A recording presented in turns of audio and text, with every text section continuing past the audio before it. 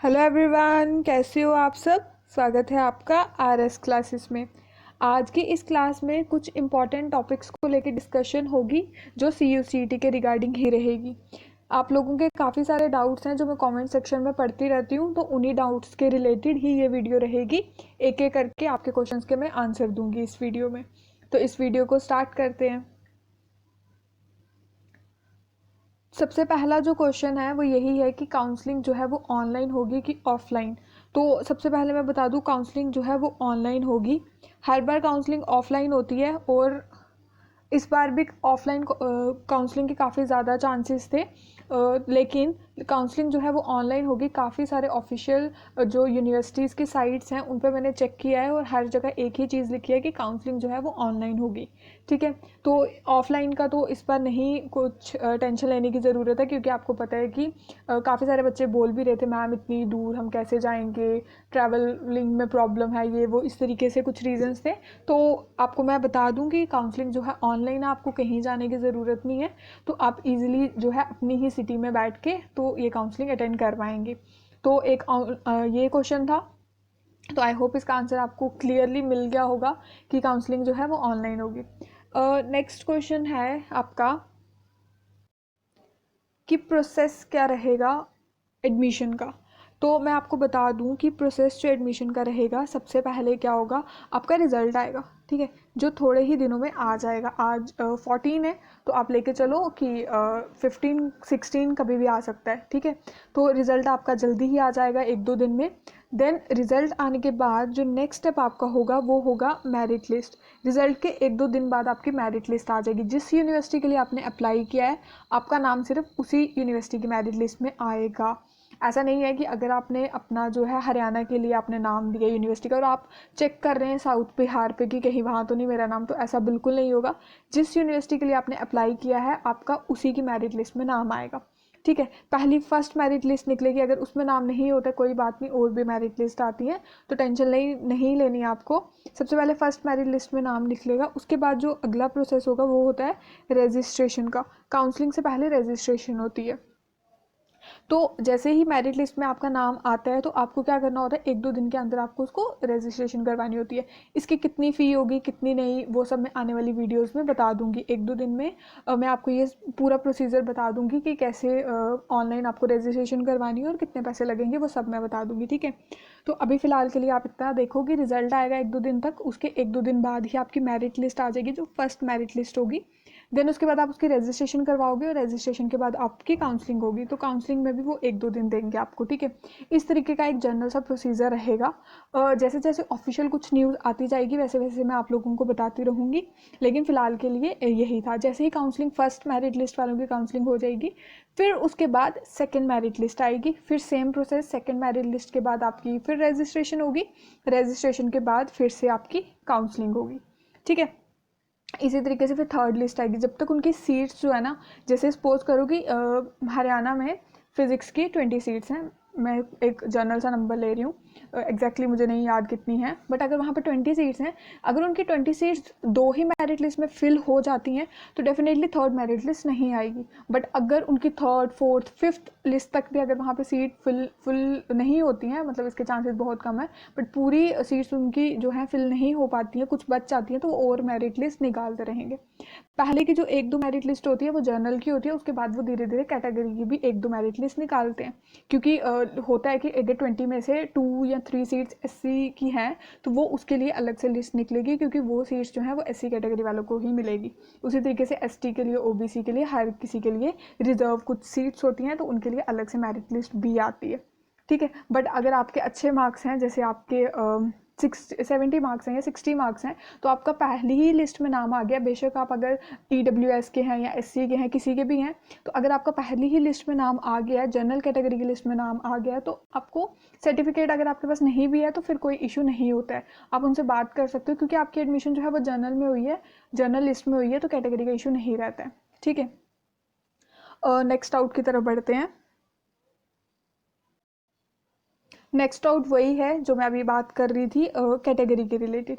बहुत सारे बच्चे मुझे पूछ रहे हैं कि मैम हमने कैटेगरी में तो फिल किया, जैसे EWS में फिल किया या SC में फिल किया, किसी में भी, बट हमारे पास डॉक्यूमेंट नहीं है, या फिर हमने EWS में किया बट मतलब अपडेट नहीं करवाया है, वो पुराना है, या इस तरीके के जो भी इश्यूज़ हैं तो उसके रिलेटेड काफ़ी क्वेश्चन आ रहे हैं, तो उसके रिलेटेड बात करूँगी।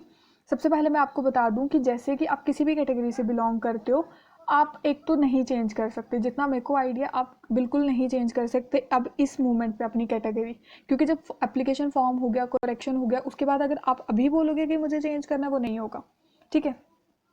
तो कैटेगरी आपकी नहीं चेंज होगी, बट अगर आपके पास वो डॉक्यूमेंट नहीं है फिर भी आपकी एडमिशन हो सकती है। उसका एक ही चांस है, आपके मार्क्स अच्छे हों। अगर आपके मार्क्स जर्नल लिस्ट में आते हैं, बेशक आप एससी के हो, ईडब्ल्यूएस के हो, अगर आपके मार्क्स जर्नल लिस्ट में आते हैं, जो मैंने बोला एक दो लिस्ट जर्नल की निकलती है, अगर उसमें आते हैं और आपके पास सर्टिफिकेट नहीं है तो फिर कोई प्रॉब्लम नहीं है, ठीक है। फिर आपको वहाँ पर ईडब्ल्यूएस सर्टिफिकेट अगर आप देना, तो वैसे ज़रूरी होता है क्योंकि आपने वहाँ फिल किया कि आप इस कैटेगरी के हो, बट अगर आप नहीं भी देते तो आपकी एडमिशन कैंसिल नहीं होती। आप उनको बोल सकते हो हम इसको अपडेट करवा के दे देंगे या कुछ भी बोल सकते हो, बट अगर आप सबमिट नहीं करवाते हो तो आपकी एडमिशन कैंसिल नहीं होगी। बट अगर आपकी सपोज करो एससी कैटेगरी में एडमिशन हुई है लेकिन आपके पास सर्टिफिकेट नहीं है और आपका नाम भी कैटेगरी की लिस्ट में आया, तो फिर आपकी एडमिशन कैंसिल हो जाएगी। अगर आप एडमिशन भी लेते हो और 15 डेज़ या 20 डेज़ बाद सबमिट नहीं करवा पाते हो तो आपकी एडमिशन वो कैंसिल कर देंगे, ठीक है। तो ये इशू था कैटेगरी को लेके। आई होप आपको समझ आ गई हो। इसके रिलेटेड मुझे बहुत से डाउट आए हैं कि मतलब मैम हम इस कैटेगरी के ये इस तरीके से, तो आपको समझ आ गया होगा। अगर अभी भी कुछ डाउट रहता है आप कमेंट सेक्शन में पूछ सकते हैं। एक बार शॉर्ट में बता देती हूँ क्या बोलने का मेरा मतलब है कि अगर आप कैटेगरी के हो और आपका जर्नल लिस्ट में नाम आया तो आपको सर्टिफिकेट है या नहीं है उसका कोई इशू नहीं है। बट अगर आप कैटेगरी के हो और आपका कैटेगरी की लिस्ट में नाम आया तो आपके पास सर्टिफिकेट होना कंपलसरी है। इतना कंपलसरी है कि आपकी एडमिशन कैंसिल हो सकती है अगर आपके पास नहीं है तो, ठीक है। ये सब जो है जितना मुझे पता था उसके बारे में मैंने आपको सब कुछ बता दिया कि कौन सी चीज़ होनी चाहिए, कौन सी चीज़ नहीं होनी चाहिए, तब भी काम चलेगा, ठीक है। अगर कोई और इसके अलावा डाउट रहते हैं तो आप कमेंट सेक्शन में पूछ सकते हैं। फोर्थ डाउट जो आप लोगों का रहता है वो डाउट आपका ये रहता है कि हम अपनी यूनिवर्सिटी चेंज कर सकते हैं। तो बिल्कुल, जिस तरीके से आप कैटेगरी नहीं चेंज कर सकते तो इस मोमेंट पे आप अपनी यूनिवर्सिटी भी चेंज नहीं कर सकते। आप यूनिवर्सिटी जो है वो अपनी अब नहीं चेंज कर सकते। अगर आपने सेंट्रल यूनिवर्सिटी ऑफ केरला के लिए अप्लाई किया तो आप उनकी ऑफिशियल वेबसाइट पर रोज़ विजिट करो और वहाँ पर जब मेरिट लिस्ट आएगी तो आप उसमें अपना नाम देखो है कि नहीं।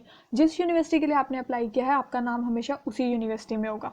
अगर आपने केरला के लिए अप्लाई किया, आप यूनिवर्सिटी पंजाब की चेक कर रहे हो तो कोई फ़ायदा नहीं है, और काउंसलिंग की डेट निकल जाएगी तो उसके बाद वो आप लोगों को कंसीडर करेंगे भी नहीं। उन्होंने टाइम रखा होता है कि पहली लिस्ट के बच्चे जो हैं वो 3 दिन में अपना जो भी काउंसलिंग का प्रोसीजर है वो कंप्लीट करें। तो ये मैं आपको स्टार्टिंग से बोलती आई हूँ कि रिजल्ट तक का काम CUCT का होता है, उसके बाद मेरिट लिस्ट का काम यूनिवर्सिटी का होता है। तो जिस जिस यूनिवर्सिटी के लिए आपने अप्लाई किया आप उनकी ऑफिशियल साइट पर रोज़ विजिट करें। आप उनकी ऑफिशियल पे जब भी कोई ऑफिशियल नोटिफिकेशन आता है उसको चेक करें। मेरिट लिस्ट जो आएगी उसको चेक करें, अगर उसमें नाम है तो उधर बताया होगा उन्होंने कब आपको रजिस्ट्रेशन करवानी है, कब काउंसलिंग करवानी है, वो सब का ध्यान रखें। अगर ये मिस हो गया तो आप बहुत अच्छी अपॉर्चुनिटी मिस कर देंगे।